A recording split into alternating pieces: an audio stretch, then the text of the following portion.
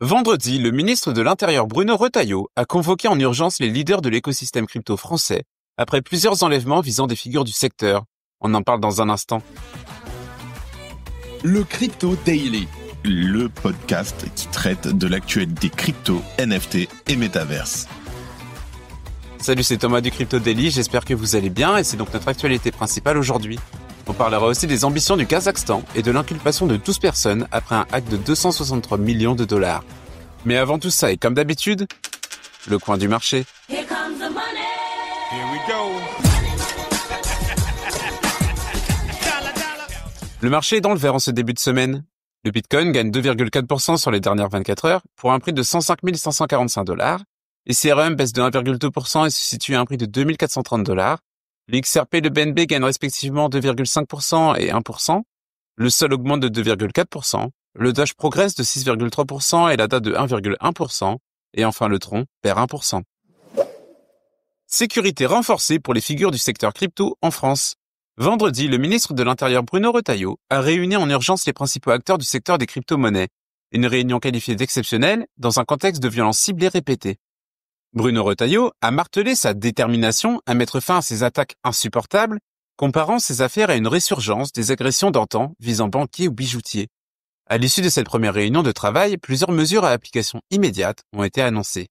Accès prioritaire au numéro d'urgence 17 pour les acteurs du secteur et leurs proches, consultation de sûreté à domicile par les référents sécurité de la police et de la gendarmerie, briefing sécurité personnalisé dispensé par le GIGN, le RAID et la BRI aux familles les plus exposées, création d'un double point de contact entre le 17 et le commandement du ministère dans le cyberespace, et formation des forces de l'ordre à la lutte contre le blanchiment des cryptoactifs via l'académie de police et le centre cyber du ministère.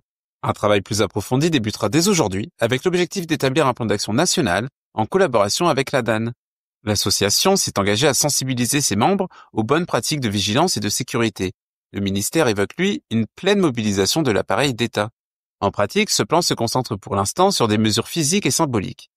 Si elles sont bienvenues et nécessaires, plusieurs acteurs du secteur redoutent qu'elles ne suffisent pas. En effet, la France fait face à un phénomène relativement nouveau.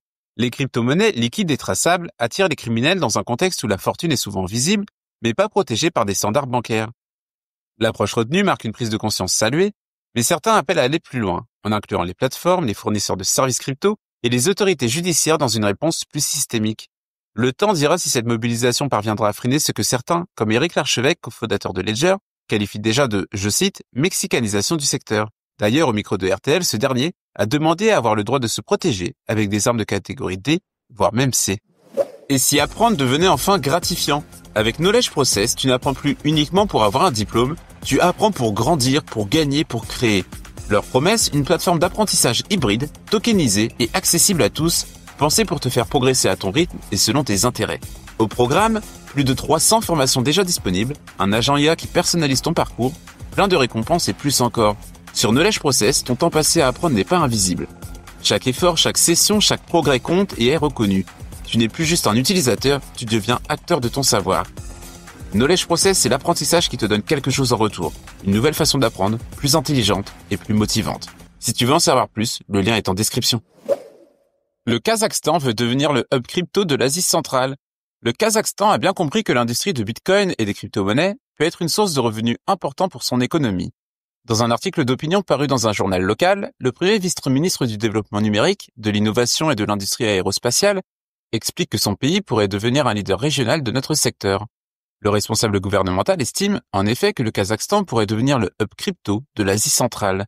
Enfin, si les restrictions réglementaires étaient assouplies, et notamment si le commerce des actifs numériques était autorisé dans tout le pays. En plus de vouloir attirer les entreprises crypto, Kanish Chine souhaite également que le Kazakhstan devienne un paradis pour les mineurs de Bitcoin et autres cryptos. Et bien que le gouvernement kazakh ait déjà fait des efforts pour attirer les mineurs de Bitcoin, avec notamment un programme d'investissement appelé 70-30, il reste encore beaucoup à faire pour assouplir la réglementation sur les cryptos. Notons que la stratégie 70-30 désigne la situation où 70% de l'électricité produite par de nouvelles centrales thermiques va au réseau national et 30% aux mineurs. En fait, actuellement, les transactions en crypto-monnaie restent largement non réglementées en dehors de l'Astana International Financial Center. Pour rappel, ce dernier est un centre financier international situé à Nur-Sultan, la capitale du Kazakhstan, qui vise à attirer les investissements étrangers et à promouvoir le développement économique du pays.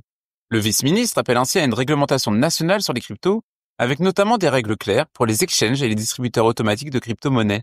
Il espère ainsi que le Kazakhstan pourra devenir une destination de choix pour les entreprises et les investisseurs du secteur.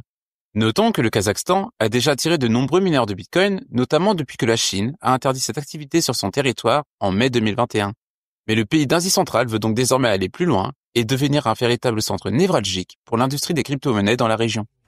Si tu aimes le Daily, une note et un commentaire nous aident énormément. Aussi, si tu ne veux rien rater de l'actualité, abonne-toi.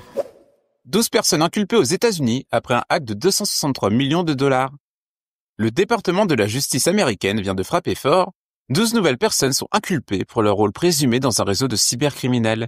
Ils auraient détourné plus de 263 millions de dollars en crypto-monnaies, dont 4100 bitcoins subtilisés à un seul investisseur en août dernier. Ils ont entre 18 et 22 ans et sont pour la plupart originaires de Californie. Leur point commun, des heures passées ensemble sur des jeux vidéo, avant de se lancer dans ce que le DOJ qualifie de conspiration de raquettes numériques. Une bascule violente avec au programme piratage, cambriolage, usurpation d'identité et blanchiment de fonds à l'échelle mondiale. Le réseau aurait vu le jour en octobre 2023 et à sa tête on retrouve Malone Lam, inculpé dès septembre 2024. Selon les autorités, il a frauduleusement obtenu l'accès à un portefeuille contenant plus de 4100 bitcoins, aujourd'hui valorisé à plus de 420 millions de dollars. Ce seul coût représenterait 230 millions de dollars sur le butin total estimé à 263 millions. Mais le groupe ne s'est pas contenté de pirater des bases de données. Certains membres appelaient leurs victimes pour les manipuler par téléphone, d'autres surveillaient leurs déplacements tandis que des complices pénétraient physiquement dans leur domicile pour s'emparer de leur portefeuille physique. Et une fois les actifs crypto dérobés, ils étaient blanchis via des VPN ou des mixeurs de crypto-monnaies. Plusieurs inculpés ont déjà été arrêtés, mais 2 suspects seraient en fuite à Dubaï. Tous sont désormais face à de lourdes charges, association de malfaiteurs, fraude électronique et blanchiment aggravé.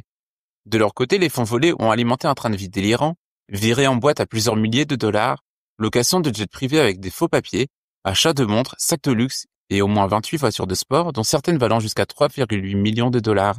Et désormais, la prison les attend sûrement pour un très long moment. Et voilà, c'est fini pour nos 3 news principales du jour et on passe maintenant aux brèves. Le Sénat américain se prépare à débattre du projet de loi sur les stablecoins. Le Sénat américain pourrait adopter dès la semaine prochaine le Genius Act, un cadre réglementaire dédié aux stablecoins. Le texte a été ajusté pour inclure des garanties sur la protection des consommateurs. Javier Milei visé par une enquête sur le scandale du token Libra. Un juge argentin a demandé la levée du secret bancaire de Milei et de sa sœur dans le cadre du scandale Libra.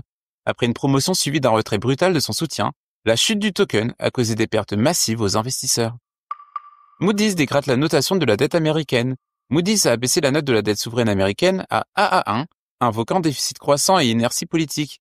Malgré un Bitcoin encore stable autour des 104 000 $, les traders redoutent désormais une nouvelle correction à court terme. Un faux memecoin Eric Trump réalise un rug pull à 160 millions de dollars. Un faux memecoin exploitant le nom d'Eric Trump a été utilisé pour un rug pull, faisant s'effondrer sa capitalisation de 160 millions de dollars à 30 000 $ en quelques minutes. L'arnaque a été détectée en amont par Bubble Maps qui avait averti des risques. Et on termine par les stablecoins présents dans la majorité des établissements financiers. Un rapport de Fireblocks révèle que 90% des institutions financières utilisent ou prévoient d'utiliser des stablecoins. Près de la moitié les intègrent déjà dans leurs opérations, attirés par la rapidité, la transparence et les coûts réduits. Et voilà, c'est la fin de ce résumé de l'actualité du jour. Évidemment, pensez à vous abonner pour ne pas rater le suivant. Rendez-vous aussi sur Twitter et Instagram pour d'autres contenus d'actualité exclusifs. Je crois que j'ai tout dit, faites attention à vous. Et moi, je vous dis à vendredi. C'était le Crypto Daily. Merci et à très vite.